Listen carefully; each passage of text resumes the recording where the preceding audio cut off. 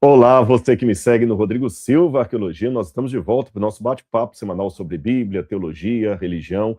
Você que veio agora, que eu abri rapidamente uma live ali no Instagram, e você já migrou do Instagram para cá, seja muito bem-vindo. Chama agora sua mãe, seu pai, sua avó, sua tia, seu primo, seu irmão, todo mundo para participar com a gente aqui, tá bom?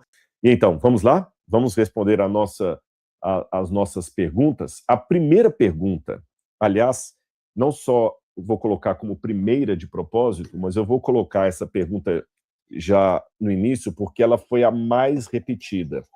Eu tenho uma equipe que me ajuda, e sempre que as pessoas perguntam ali, muita gente pensa assim, puxa, eu perguntei, ninguém me respondeu, porque são milhares e milhares de comentários em todas as redes sociais que eu tenho. Então já tem uma equipe que me ajuda, e eles vão falando, olha, essa pergunta aqui, ela se repete demais, e a campeã em relação aos últimos vídeos que eu fiz, foi em relação aos 3 dias que Jesus permaneceu na sepultura. E a pergunta que eles mais fizeram é isso: Rodrigo, como conciliar essa aparente contradição do fato que Jesus ficou 3 dias na sepultura antes que ressuscitasse, mas não dá 3 dias completos, 72 horas, da sexta-feira, onde Jesus foi crucificado, até o sábado, até o domingo, quando ele ressuscita. Então, aqui está a passagem-chave. Mateus capítulo 12, versículo 40, que diz: Pois assim como Jonas ficou 3 dias e 3 noites no ventre do grande peixe, assim também o Filho do Homem ficará 3 dias e 3 noites no interior da terra. Algumas traduções dizem no seio da terra. E é o próprio Jesus que está fazendo essa declaração. E não apenas aqui. Eu tenho várias outras passagens do Novo Testamento onde Jesus afirma que ele ficaria 3 dias morto. Ali diz, por exemplo, Mateus 26, 21, Lucas 9, 22, que Jesus ressuscitaria ao terceiro dia. O texto de Mateus 12, 40, nós já lemos, 3 dias e 3 noites no seio da terra. E Mateus capítulo 27, verso 63, ele fala, depois de 3 dias ressuscitarei. E quando ele encontra com os discípulos em Emaús, aqui já começa uma aparente contradição. Ele fala, hoje, na verdade, os discípulos falam, hoje é o terceiro dia. É o terceiro dia. Então, afinal de contas, como é que a gente concilia isso com a questão de Jesus ficar ali na terra, ou melhor, na sepultura, não tanto tempo assim? Porque raciocina comigo. Jesus foi crucificado sexta-feira por volta das 3 horas da tarde. Tá certo? Então, as primeiras 24 horas da morte de Jesus seriam no sábado seguinte, por volta de 3 horas da tarde. Correto? Todo mundo entendeu. Jesus é crucificado às 3 horas da tarde. Às 3 horas da tarde de sábado, você tem 24 horas. No domingo pela manhã, quando Maria Madalena vai ali, Jesus já ressuscitou, porque o túmulo já está vazio. A gente não sabe que horas exatamente Jesus ressuscitou, mas foi nas primeiras horas do domingo. Lembrando que na tradição judaica, os dias não são de meia-noite a meia-noite, mas de pôr do sol a pôr do sol. Então, sábado à noitinha já é o domingo. Sábado, depois de 6 horas da tarde, escureceu ali, já é domingo. Então, a partir de 6 horas da tarde, sábado, Jesus pode ter ressuscitado a qualquer momento. Talvez 9, 10, 11 horas, meia-noite, 1 hora da manhã. O fato é que quando Maria Madalena vai cedinho lá no túmulo, talvez lá pelas 6 horas da manhã, quando o sol nasce, o túmulo já está vazio. Cadê as 72 horas? Então, se eu juntar sexta-feira, 3 horas da tarde, quando Jesus é morto, mas ele só vai ser sepultado mais ou menos 1 hora depois disso, porque Jesus morre, você tem que dar tempo para que os soldados verifiquem que Jesus morreu, eles vão lá, mandam avisar Pilatos, Pilatos manda averiguar, eles ferem o lado de Jesus aqui, veem que sai água e sangue, veem que Jesus está morto, se admiram. Aí José de Arimateia vai até Pilatos, juntamente com Nicodemos, pedir o corpo de Jesus, Pilatos autoriza, eles correm lá para tirar o corpo de Jesus da cruz, para passar perfume no corpo de Jesus, conforme o processo funerário, colocar Jesus dentro do sepulcro, foi quase na boca do pôr do sol. Então, Jesus fica no sepulcro mesmo aproximadamente 5 horas da tarde, das 5 horas da tarde de sexta-feira, às 5 horas da tarde de sábado, dá 24 horas. Se ele ressuscita poucas horas depois, no domingo, Jesus não ficou nem 36 horas no sepulcro. Como é que a gente explica, então, que ele ficaria 3 dias e 3 noites no seio da terra? Vamos explicar isso a partir da contagem hebraica de tempo, para você ver como é que eles contavam. Eu vou colocar algumas passagens bíblicas aqui para vocês verem a ordem da contagem hebraica. Quando você vai num texto curioso, de 1 Samuel capítulo 30, versículos 1 e depois os versículos 12 a 13, ali conta quando Davi e seus homens chegam à cidade de Ziglag. E quando Davi chega ali a Ziklag, aqui está errado, já vi que tem um erro aqui no PowerPoint, tá bom? É Ziklag. Quando Davi chega àquela cidade ali, diz que Davi chega 3 dias depois que a cidade já tinha sido atacada. Mas ele chega no 3º dia. Aí, quando ele está no 3º dia, ele encontra um empregado que fala com ele assim: eu estou aqui já há 3 dias e 3 noites sem comer nada, que o meu senhor me abandonou aqui. Mas, literalmente, não dava 3 dias e 3 noites. Porque se Davi chegou no 3º dia, para dar 3 dias e 3 noites, Davi tinha que chegar no 4º dia. Aí você tem 3 dias completos e 3 noites completas. Se Davi chegou no 3º dia, não deu 3 noites completas. Mas a mesma expressão idiomática que Jesus usa lá em Mateus capítulo 12, ela aparece aqui em 1 Samuel capítulo 30. Quando o jovem diz: eu estou abandonado há 3 dias e 3 noites. Então você vê que isso é uma expressão idiomática, não uma linha literal de 72 horas.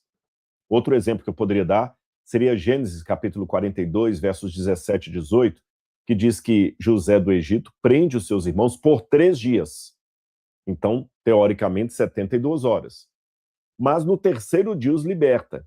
Então, antes de completar as 72 horas. Isso é chamado de linguagem inclusiva.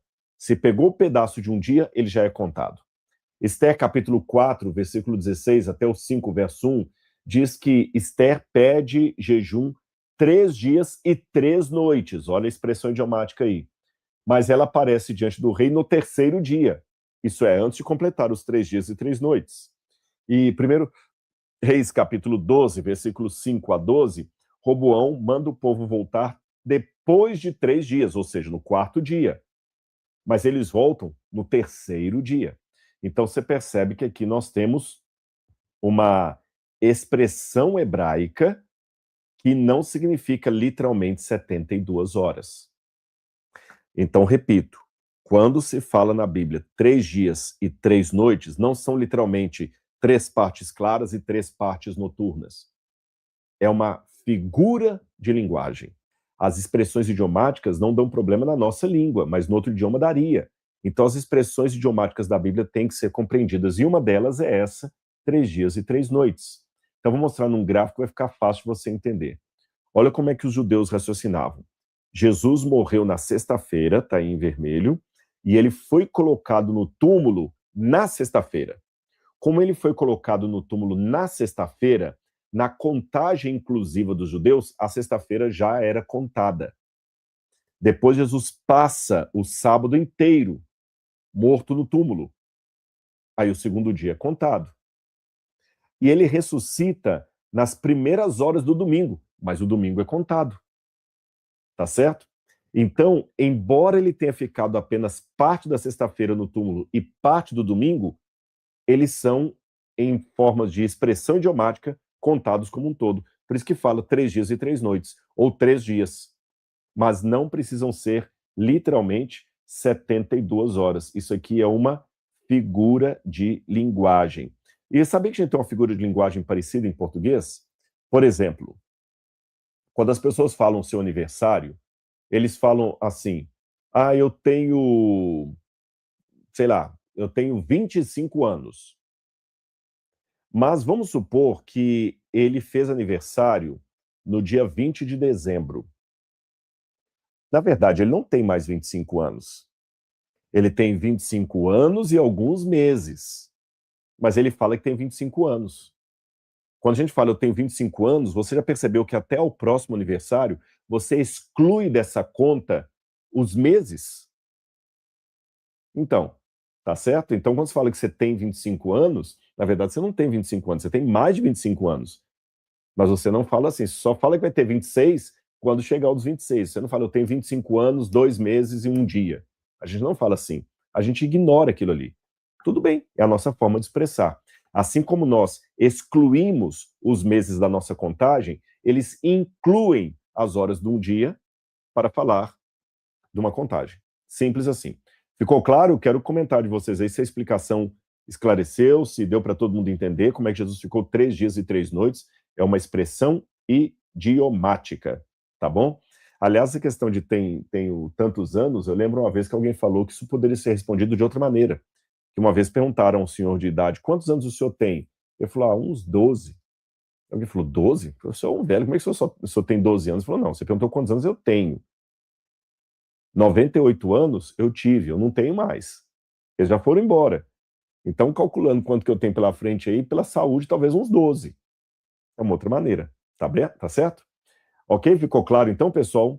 Vão fazendo um comentário aí, qualquer coisa, a Laura pinça lá o seu comentário e pode passar para mim aqui. Outra pergunta que me fizeram nas redes sociais. Ah, não, antes de entrar. Tá certo, essa pergunta também foi feita. Rodrigo, o que significa Jesus ter morrido, ressuscitado no terceiro dia? Pelo que eu me lembro dessa pergunta, ela foi mais ou menos assim, ela é inteligente, presta atenção. Se Deus Pai iria ressuscitar Jesus, por que Jesus não ressuscitou imediatamente após ter sido crucificado? Por que ele ressuscitou só no terceiro dia? Veja, Jesus morreu por nós na cruz do Calvário e o sangue dele já garantiu a nossa salvação. A ressurreição de Jesus é um emblema de que ele era o Filho de Deus, mas nós não somos salvos pela ressurreição, nós somos salvos pelo sacrifício, tá certo? O que nos salva não é a ressurreição de Jesus, é a morte de Jesus. A ressurreição é apenas o carimbo de que realmente ele era quem ele declarou ser, que ele foi vitorioso. Mas a nossa redenção estava na sexta-feira, não no domingo. Então, se Jesus morreu, falou, Pai, nas tuas mãos entrego o meu espírito, por que o Pai não ressuscitou ali na cruz mesmo? Imagina, Jesus, depois de um tempo morto, ele voltaria à vida na cruz. Por que Deus deixou passar tanto tempo? E por que Jesus ressuscitou no domingo e não na segunda? Por que não foi na terça? Por que não foi no sábado? Por que Jesus ressuscitou só no domingo, só no dito terceiro dia? Aí agora nós vamos estudar outra coisa da cultura bíblica e você vai entender por que era importante para aquela audiência que a ressurreição se desse no terceiro dia. Olhe bem. Ok, então, continuando aqui, eu estava respondendo a vocês por que era importante Jesus ressuscitar no terceiro dia. Não no segundo, não no quarto, não no quinto, não no próprio dia da morte dele. Por que tinha que ser no terceiro dia? Então vamos lá. Olha que interessante essa passagem de Êxodo, capítulo 19, versos 10 e 11, como é que ela nos ajuda a entender o que eu poderia chamar de teologia do terceiro dia. Disse também o Senhor a Moisés, vai ao povo e santifica-os hoje e amanhã. E lavem eles as suas vestes, e estejam prontos para o terceiro dia, porque no terceiro dia o Senhor descerá à vista de todo o povo sobre o monte Sinai. Percebeu a ordem de Moisés? Por que Deus fez essa declaração? Por que no terceiro dia? Lembra que Deus, quando falava com o povo, Deus partia do conhecido para o desconhecido. Deus é didático, Deus é um professor acima de qualquer coisa. Se a Bíblia fosse escrita hoje, gente, vamos supor que a Bíblia fosse escrita em nossa cultura do Brasil atual. Certamente a Bíblia estaria repleta de exemplos envolvendo Instagram, podcast, rede social.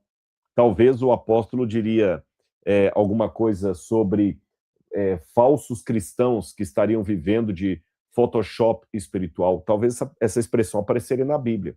Cuidado com o Photoshop espiritual. E quem lê aquilo ali já sabe o significado. Photoshop espiritual, pessoas que mostram uma espiritualidade que não é real, que é um aplicativo. Talvez os falsos profetas teriam outra nomenclatura, talvez não se chamariam profetas, seriam falsos gurus, falsos influencers. Já pensou? Falsos mentores. Talvez o apóstolo nos advertiria contra os falsos mentores. Cuidai-vos do falso mentor, porque essas são palavras que têm mais ligação com o nosso tempo hoje.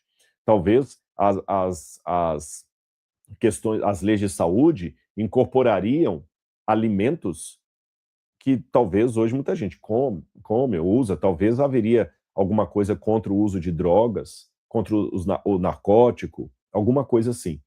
Então, o que a gente tem que fazer ao estudar a Bíblia, já estou dando uma pista para vocês do método que eu uso, olha, eu estou preparando uma forma sistemática do meu método de estudar a Bíblia, então aguardem, viu? Uma delas é colocar a Bíblia dentro do contexto. Outra ferramenta que eu uso no meu método é separar na Bíblia o que é princípio e o que é histórico. Por exemplo, o respeito é um princípio. Se é um princípio, ele vale em todo o tempo, em todo lugar, para todas as pessoas.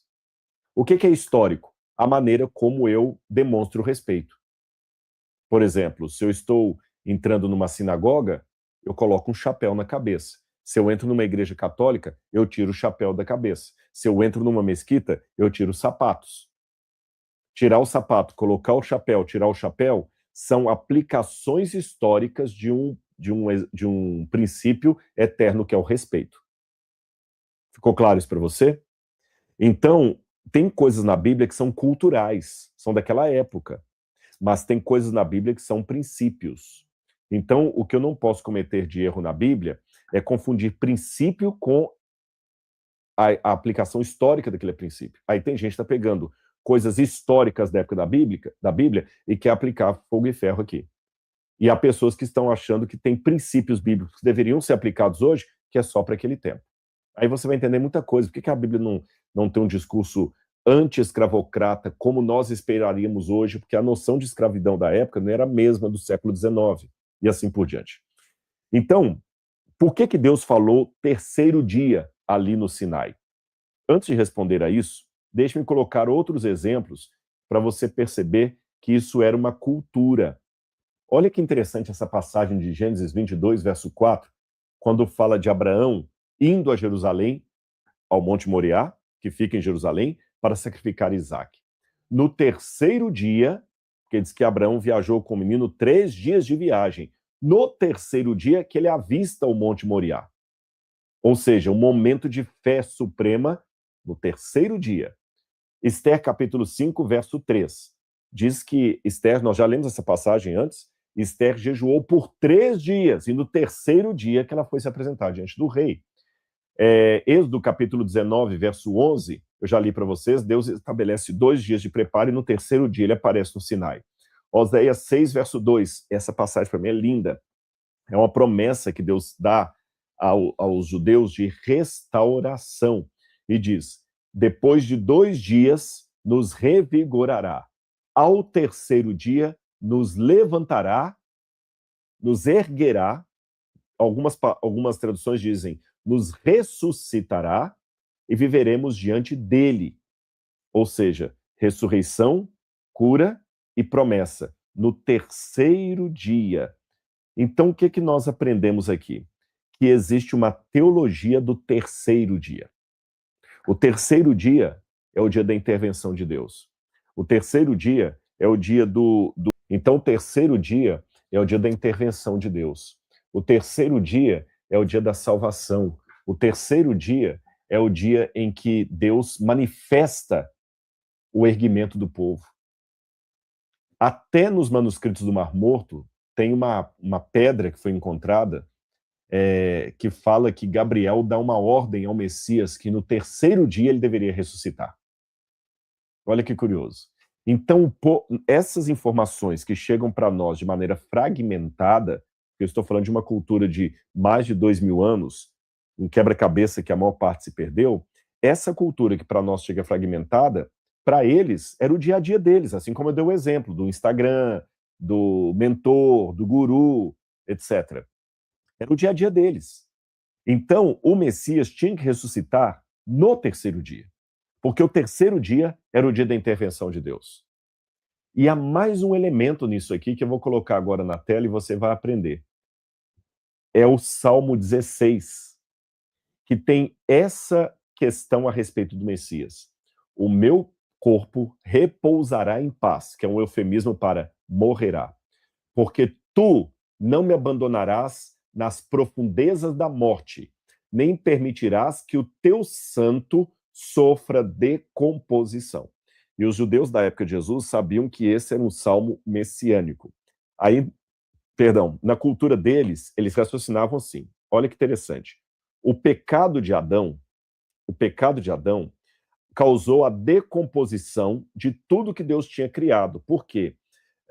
No sexto dia, perdão, no dia do pecado, Deus disse para Adão assim, porque tu és pó e ao pó te tornarás. Gênesis 3, verso 19. Agora, o interessante é que o terceiro dia é o dia que Deus começa a colocar vida na terra. Então, como Deus começa a colocar vida, eles entendem que o pecado, tu és pó e ao pó você vai voltar, era o início da desconstrução do que começou no terceiro dia da criação. Aí eles acreditavam que quando uma pessoa morria, ela poderia ser levantada até o terceiro dia, mas no quarto dia já não haveria mais como ela ressuscitar, a menos que Deus interviesse, porque ela já começava a decomposição. Então os judeus acreditavam que uma pessoa podia morrer, mas o corpo dele só ia começar a decompor no quarto dia. Então, quando o Salmo 16 fala que o Messias não veria a decomposição, o corpo dele tinha que ressuscitar em até 3 dias. Essa era a promessa do Salmo. Em até 3 dias o Messias tem que ressuscitar, porque mesmo que ele ressuscite depois do terceiro dia, ele ia ressuscitar a partir de um corpo que experimentou a decomposição. Então, quando as pessoas ressuscitarem no último dia, Paulo explica que teremos novos corpos, porque aquele corpo velho entrou em decomposição. Mas até 3 dias o corpo não entra em decomposição. E olha interessante Lázaro. Por que Jesus demorou até o quarto dia para ressuscitar Lázaro? Porque se Jesus ressuscitasse Lázaro antes do quarto dia, o milagre seria fantástico, mas seria menor. Seria menor. Agora, quando Jesus ressuscitou Lázaro, o seu corpo já estava em decomposição, porque foi no quarto dia. Lembra que até o pessoal fala assim, não vamos abrir a pedra não, porque já cheira mal. Então Jesus ressuscita no terceiro dia por 2 razões. Letra A, para cumprir o Salmo 16, que fala que o corpo dele não iria entrar em decomposição. E letra B, porque havia já uma tradição judaica, de algo que eu poderia chamar de teologia do terceiro dia, indicando que o terceiro dia era o dia da manifestação de Deus, da salvação, do erguimento do povo e do Messias. Por isso que Jesus tinha que ressuscitar no terceiro dia. Ficou claro, então? Aí eu já falei que isso tem uma conexão com o Novo Testamento. Agora, a outra pergunta que muita gente me fez. E a mansão dos mortos?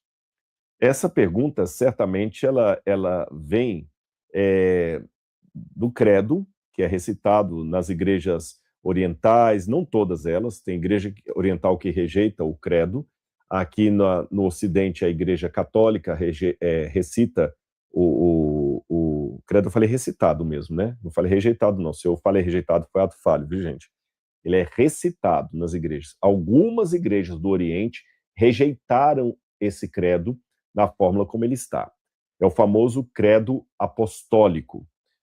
O credo apostólico, ele tem uma parte dele que está em latim, outra parte está em grego, e a parte em latim ele é chamado de Symbolum Apostolicum, e a gente traduz como credo apostólico. E ele fala, aquele que diz, creio em Deus Pai Todo-Poderoso, Criador dos céus e da terra, creio em Jesus Cristo, seu único Filho, nosso Senhor, que foi concebido pelo poder do Espírito Santo, nasceu da Virgem Maria, padeceu sob Pôncio Pilatos, foi crucificado, morto, sepultado, desceu à mansão dos mortos, ressuscitou ao terceiro dia. Ok? desceu à mansão dos mortos. A expressão que está em português, desceu à mansão dos mortos, no latim está descendit ad inferus. Descendit ad inferus. Desceu ao inferno. A palavra inferno vem do latim inferus. Mas é importante dizer duas coisas sobre esse credo quando ele começou. Em primeiro lugar, que ele não tinha originalmente esse formato que é recitado na Igreja Católica hoje. A versão mais antiga, acredita-se que esse credo dos apóstolos, ele circulou a princípio como versões fragmentadas de alguma fórmula cristã de credo que remete ao período apostólico. Mas essas sistematizações são a partir do final do primeiro século, segundo século, ano 150, até o quarto, quinto, sexto século, até o século XII. Então, por exemplo, Rufino, no quinto século, ampliou a fórmula original. A forma mais antiga que nós temos, ali, datada do ano 150, ela não fala nada de desceu aos infernos, ou à mansão dos mortos. Não traz nada disso. Traz apenas, creio, na igreja, não traz o nome católica na eclesia, não traz isso, não traz a questão de Pôncio Pilatos, aparece depois, então era um credo diminuto, depois ele foi recebendo adições, então nós temos aí uma coletânea. Na época de Nicéia, por exemplo, esse credo foi formulado no quarto século, um pouquinho maior, mas sem todas as peças que nós temos hoje. Então ele foi sistematizado ao longo do tempo. De qualquer forma, é um credo antigo e ele faz parte da história do cristianismo e depois emplacou, em determinado momento, ali, a ideia de Jesus descendo aos infernos. Deixe-me explicar a vocês também que, no princípio, a palavra ínferos, da onde vem o nome inferno, que nós usamos hoje, não tinha esse sentido de inferno como lugar do diabo, lá, com o capeta, com os diabinhos dele. Essa foi uma construção posterior, e eu vou explicar para vocês. De qualquer maneira, a pergunta que me foi feita é, Rodrigo, o que aconteceu entre a morte de Jesus e a ressurreição dele? Porque nós conhecemos a parte do credo que diz desceu à mansão dos mortos. Mas ele desceu como? Consciente? O que aconteceu com a mente de Jesus durante esses 3 dias? Como é que Deus pode morrer? Quer dizer que teve 3 dias, que a gente já sabe que não são 3 dias, na verdade, Jesus ficou morto mesmo, umas 40 horas aproximadamente. Lembra que eu já expliquei isso no início. Quem chegou na live no final, depois que terminar, você assista de novo o começo. Eu expliquei como é que nós entendemos 3 dias e 3 noites no seio da terra, sendo que não dá 72 horas. Está no comecinho da live. Você pode assistir depois, tá bom? Enfim, onde é que Jesus esteve? Como é que significa isso que ele desceu à mansão dos mortos? O que as pessoas entendem por isso? Vamos continuar aqui, então, o que eu estava dizendo para vocês. O que aconteceu esse Jesus desceu à mansão dos mortos ou aos infernos? Vamos lá. Há 3 passagens bíblicas que muita gente pega para construir a resposta para essa pergunta. A primeira passagem é uma citação dos Salmos, mas eu vou colocar apenas a citação como ela está no Novo Testamento, na carta de Paulo aos Efésios, capítulo 4, verso 9, quando o apóstolo Paulo escreve: Ora, que quer dizer subiu, senão que também havia descido às partes mais baixas da terra? Paulo está comentando um salmo messiânico, que fala que o Messias desceu às profundezas da terra e subiu. Então ele fala, mas ele não subiu sem primeiro descer às partes mais profundas da terra. Então alguns falam, então Jesus, depois que morreu, desceu às partes mais profundas da terra. E já se apressam a dizer, Jesus desceu ao inferno, que o inferno é a parte mais profunda da terra. Mas vou mostrar para você que não é bem assim no ensino bíblico, tá certo? A outra passagem é Pedro, capítulo 3, versículos 18 e 19, quando ele fala de Jesus morto, fala assim, morto na carne, mas vivificado no espírito, no qual também foi e pregou aos espíritos em prisão. Então muita gente fala, Jesus foi e pregou aos espíritos em prisão. Quem são os espíritos em prisão? Eram aquelas almas que estavam mortas ali quando Jesus também morreu, e ele desceu lá no mundo dos mortos e pregou para eles. Inclusive tem um perigo aqui que você pode acabar ensinando indiretamente uma salvação depois da morte, coisa que a Bíblia diz que não. Diz que a Bíblia fala, aos homens está fadado morrer uma única vez, depois disso o juízo. Então qualquer chance de salvação tem que ser em vida. E Atos capítulo 2, verso 27, que também é uma citação do Salmo 16, fala, não deixarás a minha alma no Hades, ou na morte, nem permitirás que o teu santo veja a corrupção, que eu já expliquei para vocês o sentido dessa expressão. Deixa eu começar por esse texto de 1 Pedro capítulo 3, versículo 18. Esse realmente é um texto muito complicadinho. 1 Pedro 3, 18, eu até fiz uma nota na minha Bíblia anotada sobre essa passagem. Deixa eu só tirar isso aqui da tela para vocês poderem ver. 3, 17 e 18. A Bíblia diz assim, olha, eu vou ler a passagem de novo para vocês aqui. 1 Pedro, tem 2 Pedro aqui, por isso que eu não estou achando. 3, 17 e 18. Diz assim, porque Cristo... Não, será que eu falei errado, gente? Deixa eu voltar aqui, então, porque eu não estou achando aqui. 1 Pedro 3, a 18 e 19.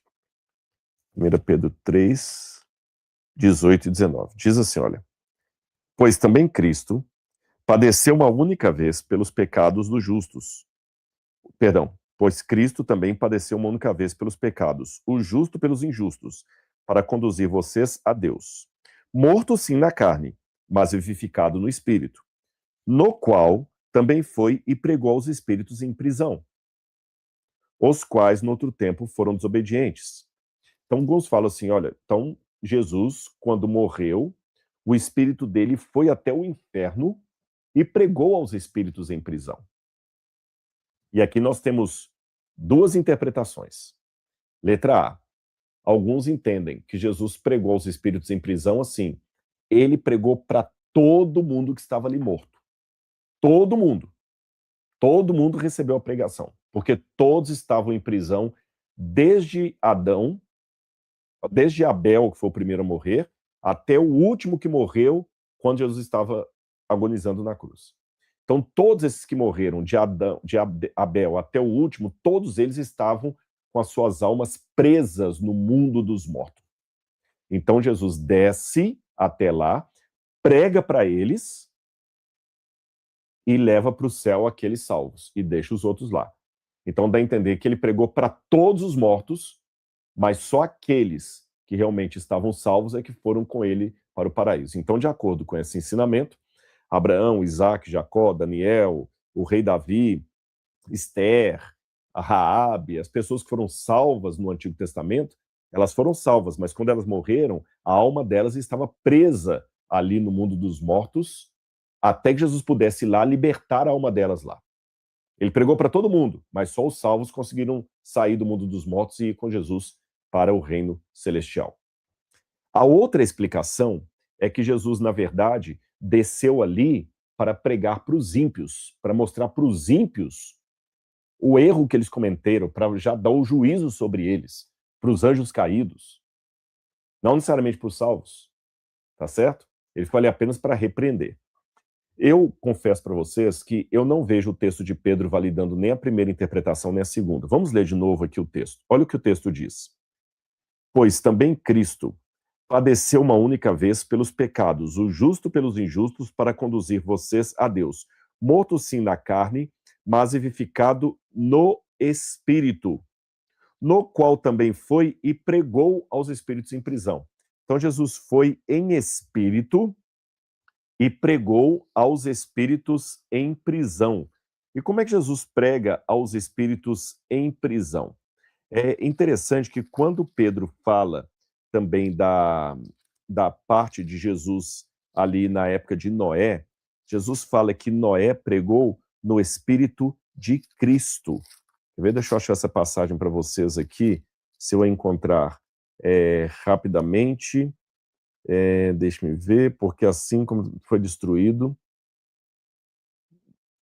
pela mesma palavra, os céus que agora existem, lembrai-vos do mandamento do Senhor, das paixões, aconteceu o propósito. Perdão, pessoal, eu vou ficar devendo essa passagem, mas ela é fácil. Se alguém achar, aí pode me dar. É quando Jesus fala que ele foi e pregou em espírito através de Noé, que Noé pregou pelo Espírito de Cristo. Essa passagem está em 2 Pedro também.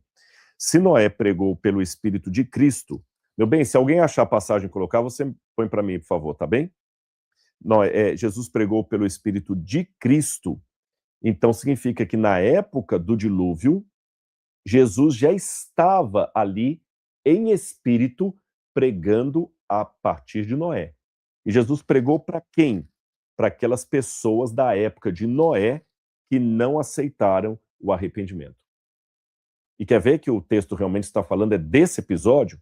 Que o verso 4 continua. Quem eram os espíritos em prisão? Ele fala, os quais noutro tempo foram desobedientes, quando Deus aguardava com paciência nos dias de Noé. Tá vendo? Então ele pregou aos espíritos em prisão que foram desobedientes lá atrás, quando Deus aguardava com paciência nos dias de Noé, enquanto se preparava a arca, da qual apenas 8 pessoas foram salvas através da água. E ele fala que o batismo é a mesma coisa. Apenas 8 pessoas foram salvas, ou seja, o tempo de arrependimento foi aquele lá atrás, na época de Noé, onde Deus teve a paciência. E a paciência de Deus se esgotou com o dilúvio. Então esses espíritos em prisão ouviram o evangelho pregado por Cristo através de Noé lá atrás. Então é a isso que eu acho que Pedro está falando. E não que depois que Jesus morreu, Jesus desceu até o mundo dos mortos e pregou para pessoas que já estavam mortas. Alguém colocou a passagem, meu bem, ou não? Não, essa é que eu li. Essa é que eu li. A passagem que Jesus foi e pregou, quer ver? Eu mesmo vou achar aqui agora. A passagem é que Jesus foi e pregou em espírito em Noé. Jesus pregou em espírito.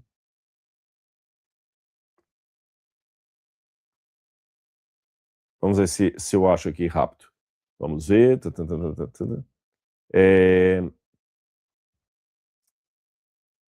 eu ver, não.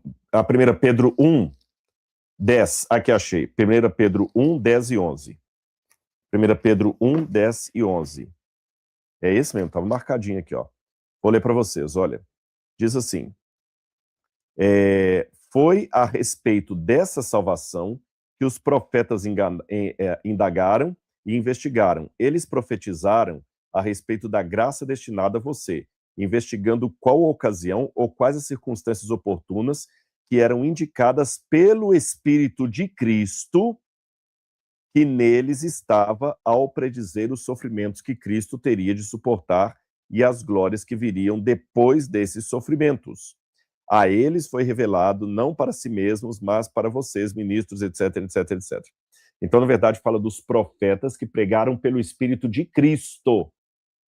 Aí na frente ele fala que Cristo foi em espírito para pregar àqueles que estavam presos, que noutrora viviam na época de Noé. Tá certo? Meu bem, só me avisa aí, por favor, se está claro a explicação, se o pessoal conseguiu entender direitinho. Só que, eu falei, tudo bem, Rodrigo, você explicou a parte de Noé, mas como explica a outra passagem lá, que fala que Jesus desceu ao seio da terra, etc. Será que Jesus foi realmente ao inferno como nós conhecemos? Aí, para entender isso, nós temos que compreender 3 palavras bíblicas para inferno. Que inferno é uma palavra portuguesa, vinda do latim ínferos. Temos que entender a palavra Sheol, que é inferno em hebraico, qual o sentido? A palavra Hades, que é a palavra inferno em grego, e a palavra Geena, que também é usada para inferno em hebraico e em grego. Então, 3 palavras.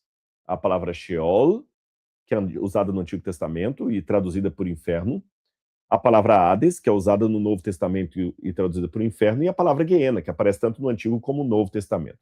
A palavra Geena, só para você entender, é uma palavra hebraica, mas que ela foi transliterada para o grego. É igual eu falar para vocês email. Não, vou falar download. Download é uma palavra americana, inglesa.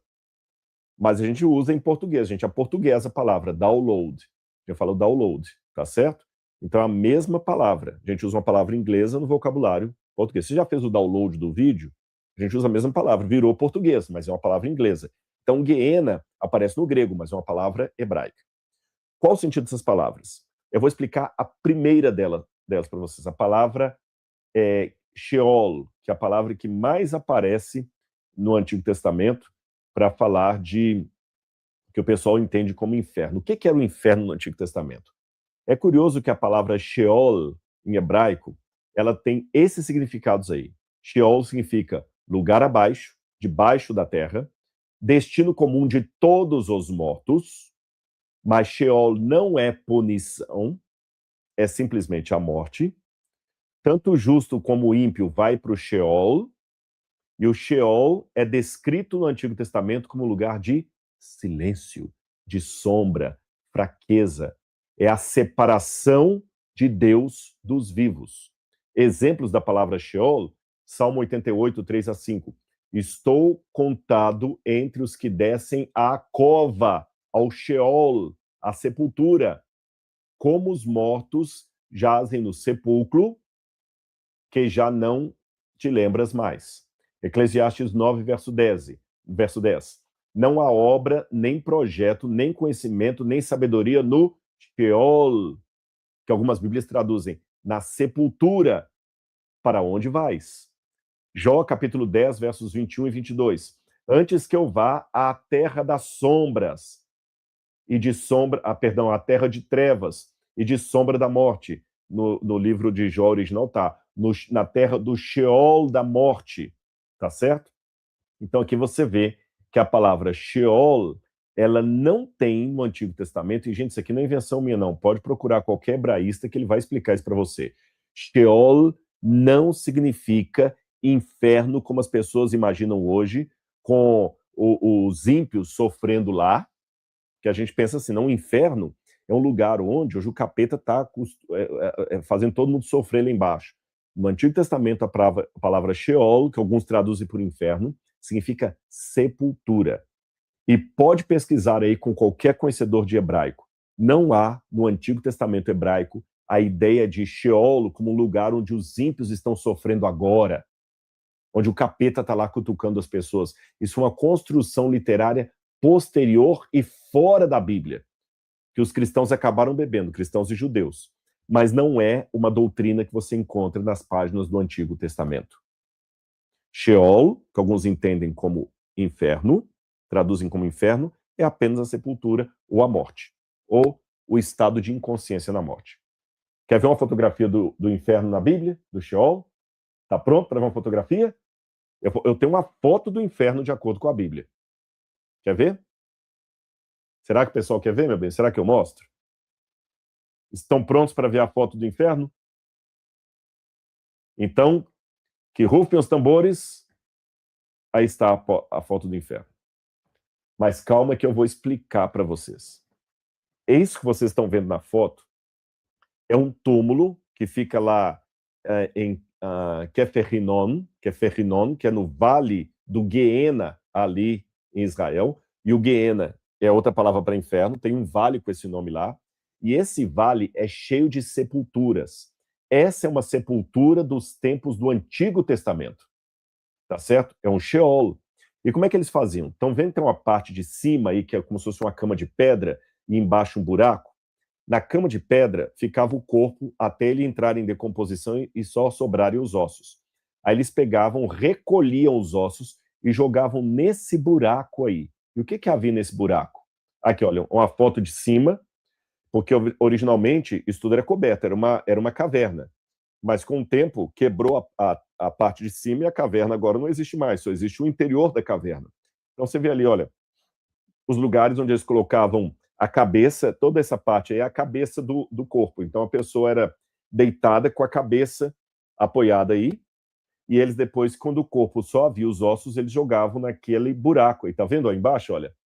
E nesse buraco, então, olha, o buraco é a seta azul, e a seta amarela é uma outra parte onde os ossos eram guardados com milhares de outros ossos.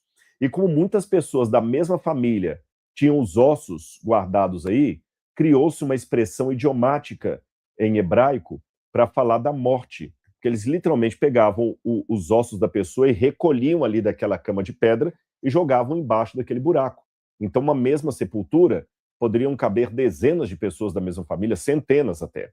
Então, você tinha uma palavra em hebraico, que é a palavra azaf, que significa recolher, reunir.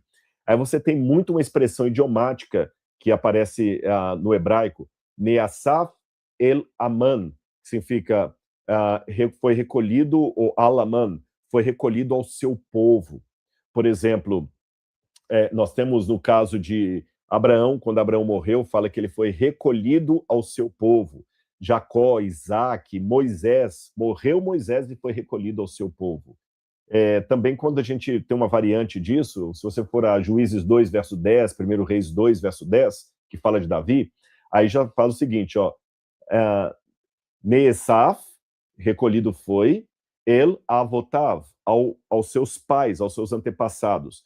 Aí o texto, como está em hebraico em cima, não está na ordem, porque está a primeira expressão idiomática, recolhido ao, e depois que vem a palavra, tá bom?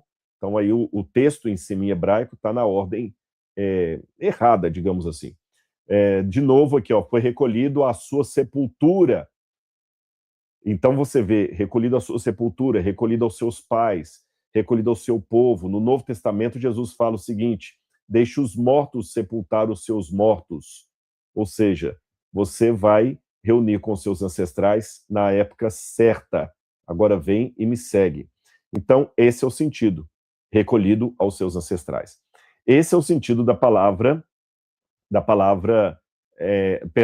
Sheol. Sheol, então, nós já aprendemos como sendo sepultura. Bom, já coloquei isso aqui, perdão, voltei, mais um aqui. E a palavra Hades? Hades tem 3 sentidos. Hades pode significar um deus grego, o deus Hades. Pode significar um lugar para os gregos, um lugar chamado Hades, ou inferno. Ou pode significar um estado, um conceito. Então, deixa eu falar primeiro do deus. Aqui eu tenho, em casa, uma estatueta que eu trouxe lá da Grécia, do deus Hades. Tá vendo aqui? Ó, deixa eu colocar para vocês mais perto aqui, olha. Ele está aqui colocando com o seu cajado, que tem não um tridente, o tridente, na verdade, de Poseidon. Até quando o pessoal fala do diabo com tridente, na verdade, é uma mistura do paganismo grego com outras coisas. Ele não tem um tridente. Ele tem um tipo de cajado aqui, né, como se fosse alguma coisa para espetar, um garfo, e ele tem o Cérbero, que é o cão do inferno, com 3 cabeças aqui. Em muitas partes da mitologia grega fala sobre isso.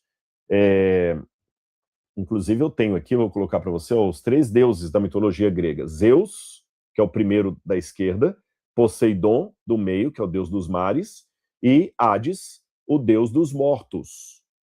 Então Hades, em grego, ou Hades, significa tanto o deus dos mortos, como o nome do reino dele.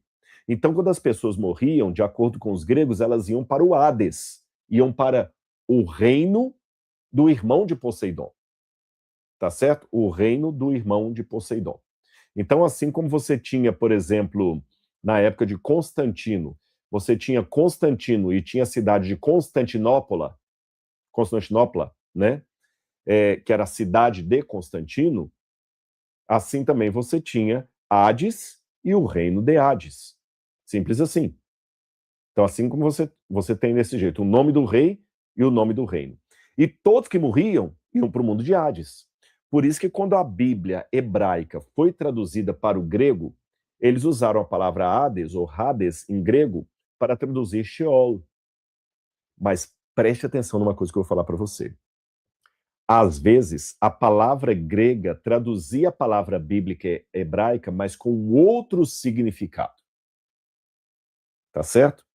Os profetas do Antigo Testamento jamais ensinaram que o Hades, o inferno, era um deus.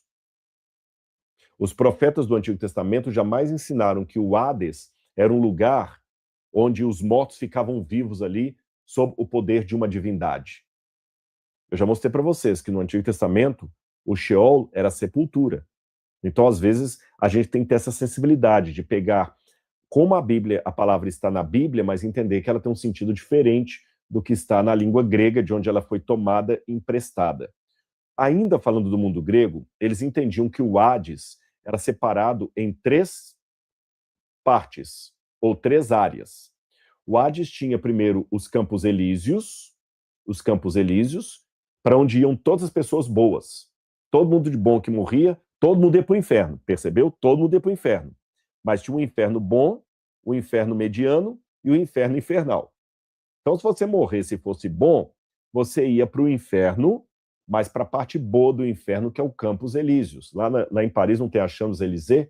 Champs-Élysées é o nome de uma avenida que tem esse nome por causa da mitologia grega, os Campos Elíseos, Champs-Élysées. Se você fosse mais ou menos, você ia para os Campos Asphodel. Eu sei que o nome é horroroso e muita gente vai colocar piadinha, vai pegar até recorte disso aí. Mas é um nome grego. Eu sei que parece um palavrão em português, mas eu não estou falando daquele palavrão. Estou falando como é em grego. O nome Asphodel é um lugar intermediário ali no inferno grego, não, porque na Bíblia o inferno é sepultura, no inferno grego, onde as pessoas que não têm mérito o bastante para ir para os Campos Elíseos, mas não são perversas o bastante para ir para a parte infernal, ficam ali no equilíbrio. E aí vem o terceiro, que é o Tártaros. Aí o Tártaros é um lugar terrível. Quando você lê Homero, por exemplo, ou Hesíodo descrevendo o Tártaros, é um lugar onde a pessoa fica sendo torturada por toda a eternidade. Por exemplo, Sísifo, ele foi torturado, sendo obrigado pela eternidade a pegar uma pedra, rolar até o alto de uma montanha. Quando ele chegava no alto da montanha, a pedra rolaria. Ele tinha que descer a montanha, pegar a pedra de novo e subir até o alto por toda a eternidade. Atlas era obrigado a ficar carregando um globo nas costas. Quem mais? Você tem outro caso também de um sujeito lá que ele ficava... Eu quero lembrar qual foi.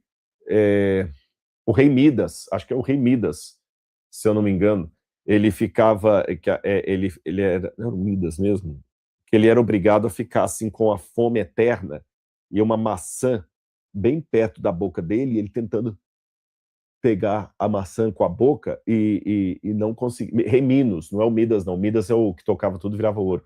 É o rei Minos. O rei Minos era obrigado a ficar ali morrendo de fome perto de uma maçã e nunca comia. Eram os sufocos do Tártaros, tá certo? Agora, a Bíblia fala, na verdade, de um lago de fogo e enxofre. Porém, esse lago de fogo e enxofre não é algo que está acontecendo agora. Quer ver como é que não é algo que está acontecendo agora? Em Apocalipse, fala quando acontecerá esse lago de fogo e enxofre. Ele será na segunda vinda de Cristo e depois também do milênio. Apocalipse fala o seguinte, olha para vocês que o lago de fogo e enxofre não é um inferno como a crença popular coloca. Diz aqui, por exemplo, Apocalipse, capítulo 19, versículo 20. Mas a besta foi presa, e com ela o falso profeta, que com os sinais feitos diante da besta, seduziu aqueles que receberam a marca da besta e os adoradores. Os dois foram lançados vivos no lago de fogo que queima com enxofre. Então a besta foi lançada no lago de fogo e enxofre, na segunda vinda de Cristo.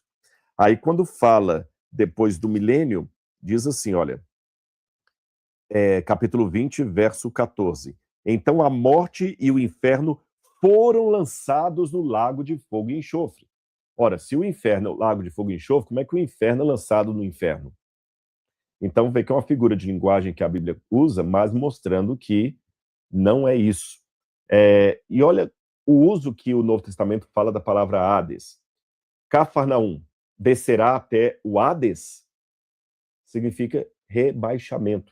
Uma cidade não vai para o inferno, é rebaixamento. Lucas, ou seja, Cafarnaum no seu orgulho seria rebaixada. Lucas, capítulo 10, verso 15. É o mesmo uso de Mateus, capítulo 11, 23, que Jesus fala de novo de Cafarnaum. Atos, capítulo 2, versos 27 e 31. Não deixarás a minha alma no Hades, que eu já expliquei isso para vocês. Apocalipse 6, verso 8. A morte e o Hades como figuras no Apocalipse. Eu li o capítulo 21, mas Apocalipse capítulo 6, verso 8, também fala isso, quando fala dos cavaleiros do Apocalipse, diz assim, olha, Apocalipse capítulo 6, versículo 8. Via então um cavalo amarelo, o seu cavaleiro se chamava Morte, e o inferno estava seguindo. Então você vê que a Bíblia, mesmo como figura de linguagem, não coloca o inferno como um lugar onde as pessoas estão queimando ali, como o inferno de Dante Alighieri, tá certo? Mateus capítulo 16, verso 18, diz que as portas do inferno, do Hades, não prevalecerão contra a igreja. Eu posso explicar isso depois, que Jesus falou esse discurso diante de um lugar onde os pagãos acreditavam que era o portal do inferno. Lucas 16, 23, aí eu vou ter que explicar isso num outro dia, é a parábola do rico e Lázaro, não vou explicar hoje, por causa do tempo, tá bom? Se você quiser que eu explique a parábola do rico e Lázaro, eu explico para vocês. Apocalipse 1, 18, ele tem as chaves da morte e do Hades, ou seja, da morte e da sepultura.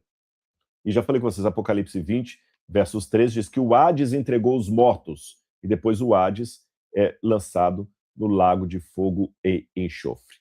E a última palavrinha que eu queria explicar para vocês aqui é a palavra Guiena. Jesus fala, se alguém fizer mal ao seu irmão, ele vai queimar no fogo do Guiena. O que é o Guiena, que fala do fogo do Guiena? O Guiena, em hebraico, Gehinnom, é um vale em Jerusalém. Era o local de sacrifícios a crianças no Antigo Testamento, em 2 Reis, capítulo 23, diz que os pagãos queimavam crianças a Moloch, no Vale do Guiena.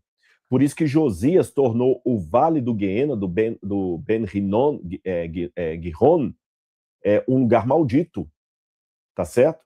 Então, Guiena é a helenização do nome Gehinnom, em hebraico. Gehinnom virou Guiena, em grego. E tornou-se, então, um símbolo do julgamento no final dos tempos. Inclusive, existe um depoimento medieval de um judeu que ele fala, do século XII, que ali em Jerusalém, por ser um lugar maldito, constantemente, 24 horas, ficava queimando o lixo da cidade. E é interessante que, até hoje, se você vai para Jerusalém, tem uma porta lá, que é chamada de Porta do Esterco, Porta do Lixo, Dung Gate, e ela dá para o Vale do Guiena. Vou mostrar para vocês aqui o Vale do Guiena numa imagem. Olha aqui, ó. Aqui está uma foto aérea de Jerusalém. Você tem o Monte Moriá, onde está a Cidade Velha de Jerusalém. Aí você tem o Vale do Tiropeon, que é esse amarelo no meio. O Vale Verde, que é o do Cedron. E o vermelho é o Vale do Guiena. Foi nesse Vale do Guiena que Judas se suicidou. Foi nesse Vale do Guiena que no Antigo Testamento eles queimavam crianças ao Moloch. Era nesse Vale do Guiena que havia um lixão queimando dia e noite, dia e noite. É por isso que Jesus então falou do fogo do Guiena. Jesus jamais estava falando de um lugar lá no coração da terra onde as pessoas estão queimando hoje. Então, quando fala que Jesus desceu à mansão dos mortos, o que é que nós podemos entender?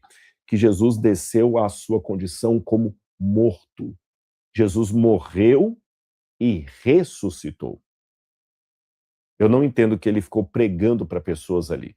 Essa foi uma construção teológica posterior. Não tem nada na Bíblia que diga isso de maneira muito clara, tá certo? E depois que Jesus ressuscitou, algumas pessoas ressuscitaram com ele.